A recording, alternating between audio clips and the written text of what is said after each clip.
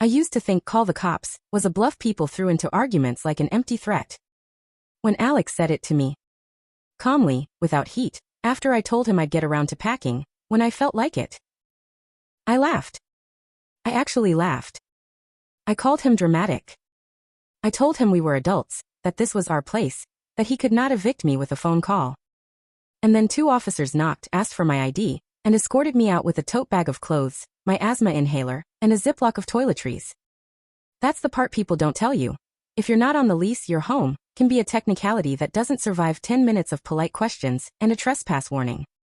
Let me rewind before you decide I'm some helpless waif. I'm not. Or I wasn't.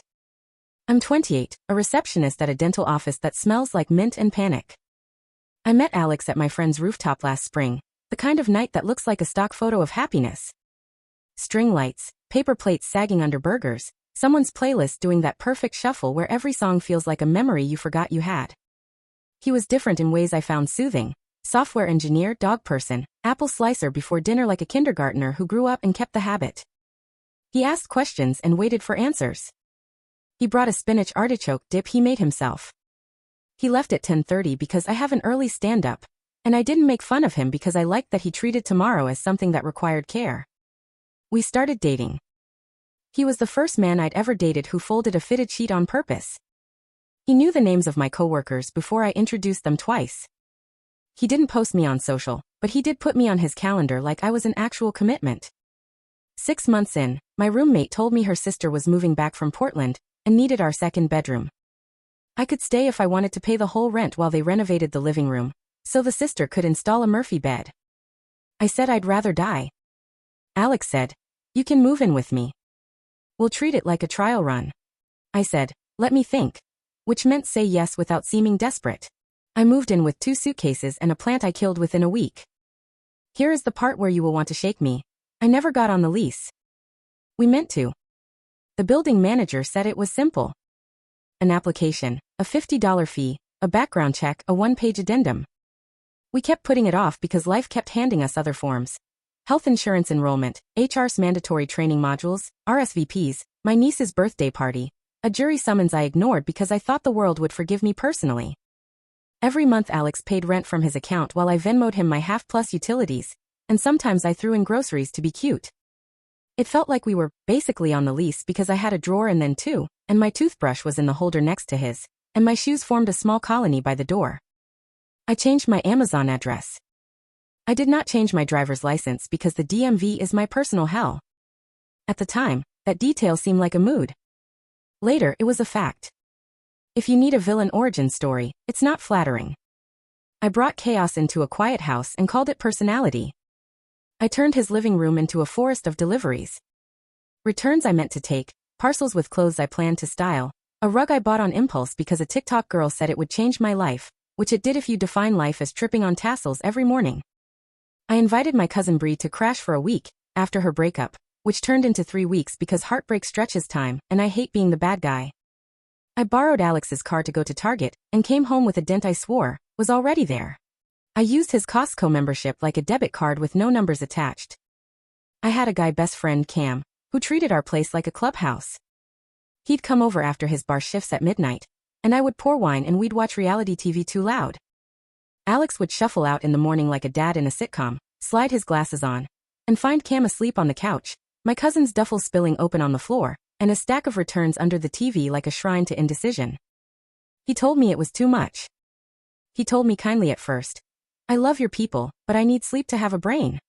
Then he told me like a person who has set boundaries and means them. No more unplanned overnights. No more guests after 10 on weeknights. Please loop me in before anyone stays. I nodded because nodding buys time. I did better for a week, then Cam had a fight with his girlfriend and Bree's new sublet flooded, and my empathy ran ahead of my sense. The night that mattered started stupidly. It was a Friday I had off because Dr. Patel went to a conference and the office closed early. Cam texted at noon that his apartment was unlivable because his AC broke. He sent a video of a thermostat that said 89. I sent back a laughing emoji and come here. I didn't tell Alex because I told myself I was saving him from stress. Bree was already on our couch because her new place needed one more day. I told myself it would be fine because they're my people and we are a village. Alex came home to Cam on the balcony smoking one of those vape things, Bree on the couch, and me in our kitchen singing along to a song I do not have the range for. He put his keys on the table without a sound. When he is truly angry, he doesn't slam, he goes quiet. Who's staying tonight? He asked. I said, nobody is staying, we're just hanging out. He said, it's 11. I said, it's Friday. He asked Bree kindly, do you have somewhere to go? She said, tomorrow. He asked Cam to take the vape to the sidewalk. Cam said, my guy, which he says to men he thinks owe him grace. Alex looked at me, and I did the thing I always do when I'm cornered, joke. Real men don't care about vibes, I said, and immediately hated myself. He didn't yell. He said, pack your things in the morning. I rolled my eyes so hard it hurt and said, you're not serious. He said, I am. I said, I'm not a guest, I live here. He said, you live here by invitation. I'm revoking it. He went to the bedroom. I followed. He opened the closet and pulled down my small suitcase like I was a house guest who needed a hint. You can take what you want tomorrow morning. We'll schedule a time with the building to get the rest. He climbed into bed. I stood there with my arms crossed like a teenager auditioning for Grounded, the musical. Eventually I slept on the couch next to Bree because I was too proud to crawl into a bed I had been told to pack from. Morning came and my stubbornness outlasted the sunlight. I did not pack. I made coffee loudly. I left a damp cup ring on the counter and felt victorious about it, which is how you know I was not okay. Alex didn't even look at me. He walked the dog. He came back, showered, and asked, are you packed? I said, I'll get to it. He said, I've given you months of getting to it. I'm done. I said, you can't kick me out like I'm a stray. He said, please don't make me call the police to do a civil standby. Just pack. I laughed. I said, what are they going to do, arrest me for living? He looked at me for a long, steady second, not unkind, like a doctor before delivering a diagnosis you brought on yourself. Then he picked up his phone and dialed the non-emergency number. He said, hi, I need a civil standby at our address. I'm the leaseholder and I'm asking my ex to leave. She is refusing. No weapons. No one is violent. I just need help keeping the peace. He thanked the person, gave my name and the dog's, he's friendly but I'll put him in the bedroom, and said they'd be here in about 20 minutes. I told him to cancel. He said, I won't. They came faster. 2 officers, 1 woman, 1 man, both with that tired competence people get when they've seen the same scene 100 times in 100 apartments. They asked us to separate. The male officer talked to Alex by the door. The female officer asked me for my ID and whether I was on the lease. I said no, but I had mail here. She asked to see it. I realized most of my mail still went to my old address because I'm allergic to forwarding forms. Amazon packages don't count. She asked how long I'd been staying. 3 months, I said, rounding down from 5 because 5 sounded like commitment. She nodded like that number didn't matter as much as I wanted it to. Do you have anywhere you can go today? I said yes because I could. My friend Jess lives 15 minutes away and is a bad influence in a good way. The officer said, okay. Here's what we're going to do. You're going to pack essentials. Clothes, medications, toiletries, anything you need for the next few days. We'll be here while you do. Then you'll leave. If you need to come back for furniture or more property, you can schedule a civil standby through dispatch. But you can't stay if he's revoked consent. He's the tenant. She said it gently, like telling a kid it's time to put the crayons away. I said, he can't evict me without notice. She said, that's true for tenants. Are you on the lease? Do you have a sublease? I shook my head. Then he's allowed to ask a guest to leave, she said. We're here to keep the peace and make sure you can get your essentials safely. We're not deciding who's right. This is a civil issue, but right now it's also a trespass issue if you refuse to leave. She used the magic word. Trespass. And it shrank me. She pulled a form from her pocket notebook, wrote my name, the date, the address, and said, this is a trespass warning. It means you can't return without his permission or an appointment with us. If you do, he can have you cited for criminal trespass. It's good for a year. I started crying because nothing else in my toolbox fit the situation. She handed me a box of tissues from her belt bag. You're not the first person to be surprised by this, she said. Do you want me to ask him to step out while you pack? I did. She asked him. He put the dog in the bedroom and stood by the front door with the other officer, both of them facing away, like chaperones at a school dance. I stuffed clothes into my weekender with shaking hands while Bree, mortified, tried to help by silently handing me folded things I didn't deserve to have someone else fold. Cam had left before the cops got there, which is somehow both cowardice and wisdom. The officers did exactly what they said. They kept the peace. They did not take sides. They did not scold. They did not let me throw things into a bag that weren't obviously mine. When I reached for the espresso machine we bought together, I found it. He paid for it. They shook their heads. That's a civil property dispute, the male officer said. Not today. I took my inhaler, my makeup bag, my favorite jeans, 3 pairs of underwear, 2 bras, a sweater, sneakers, my phone charger, my headset, and the photo of my mother and me that I keep on the nightstand because grief and police do not argue. I forgot my hairbrush. I remembered my passport because the female officer said, "Grab your important documents, it's a hassle later." When I was done, the female officer asked me to sign the bottom of the trespass warning acknowledging I received it. She explained again. You can contact dispatch to request a civil standby to collect more property. It's usually 15 to 30 minutes. We don't arbitrate who owns what. If there's a dispute, that's small claims court. She gave me a small white card with the non-emergency number on it, and the words civil standby underlined. She told me to keep the copy of the warning in my bag. She told Alex that he, calmly and politely, should not let me back in unless we had an appointment.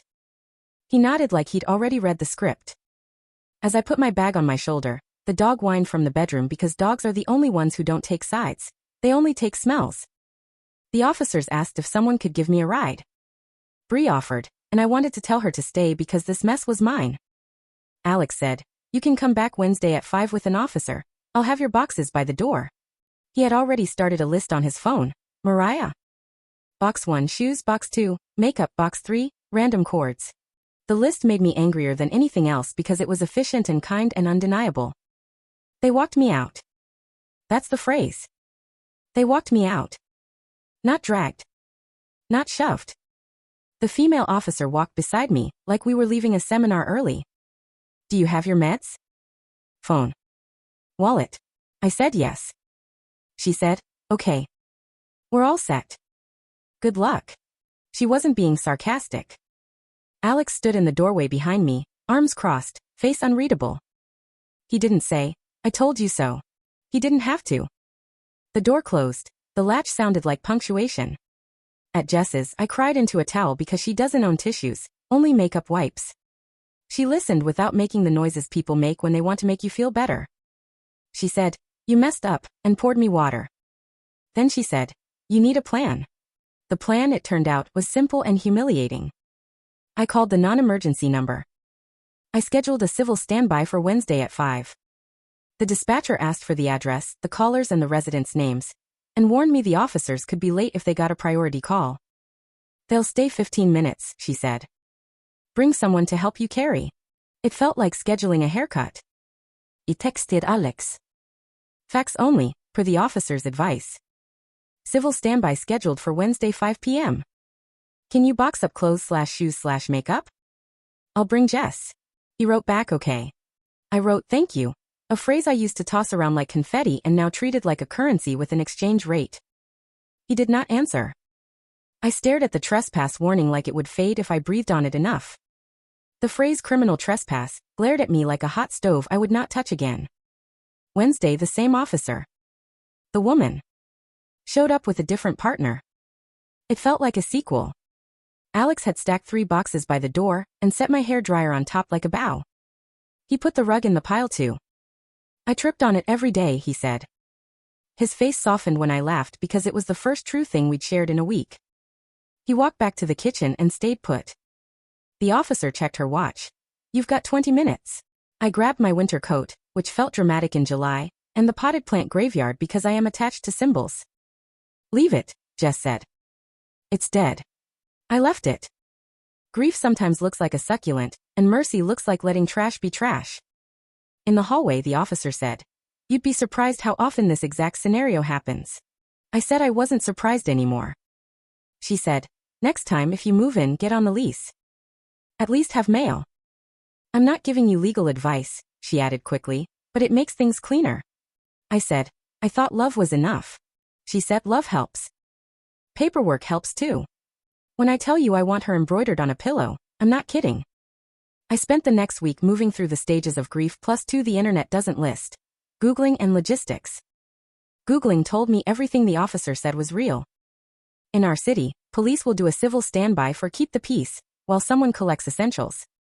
They won't arbitrate property disputes. They won't make a tenant keep a guest. They issue trespass warnings at the tenant's request. To challenge anything, you go to civil court and spend time and money to ask a judge to care. Logistics told me to find a sublet. I did above a nail salon that plays the same 3 songs and makes the whole hallway smell like acetone and hope. My friends rotated in shifts. Bree finally moved into her own place and brought over a bag of my bath products she'd found under the sink.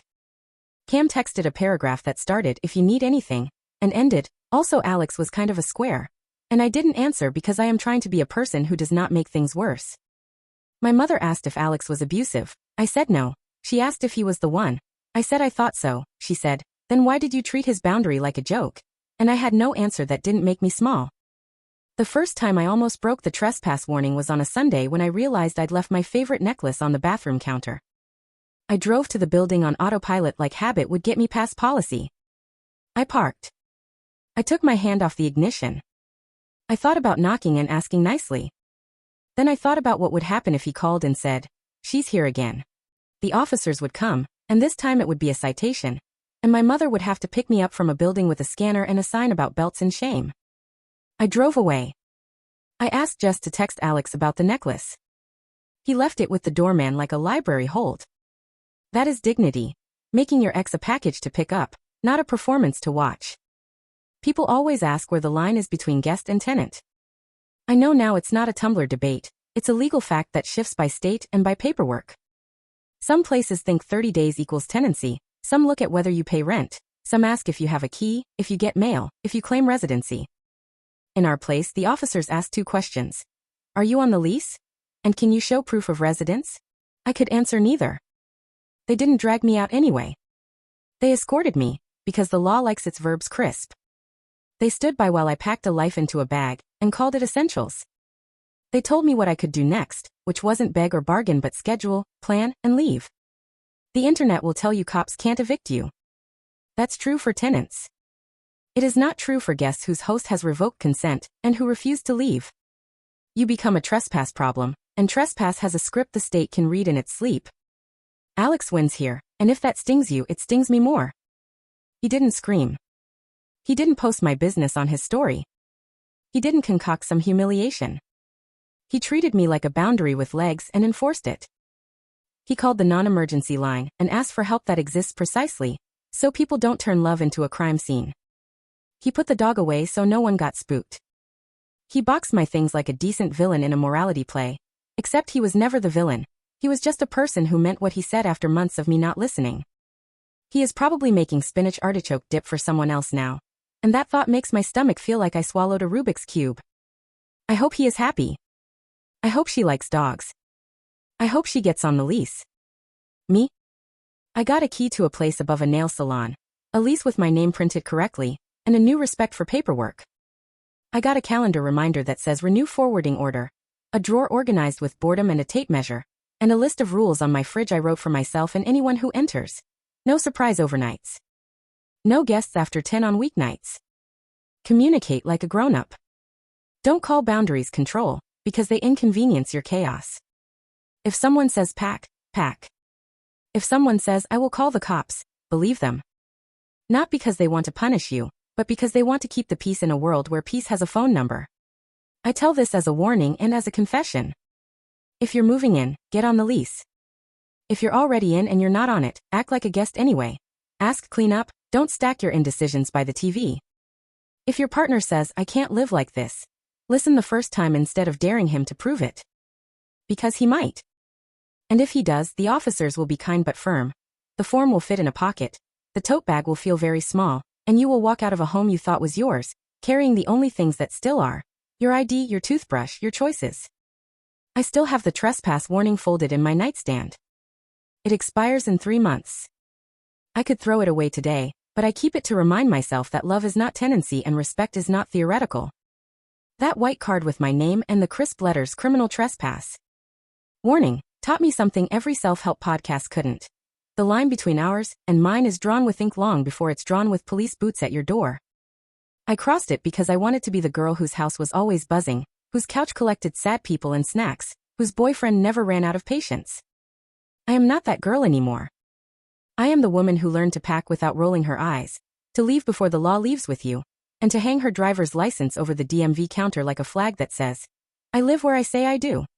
Sometimes I walk past Alex's street on purpose.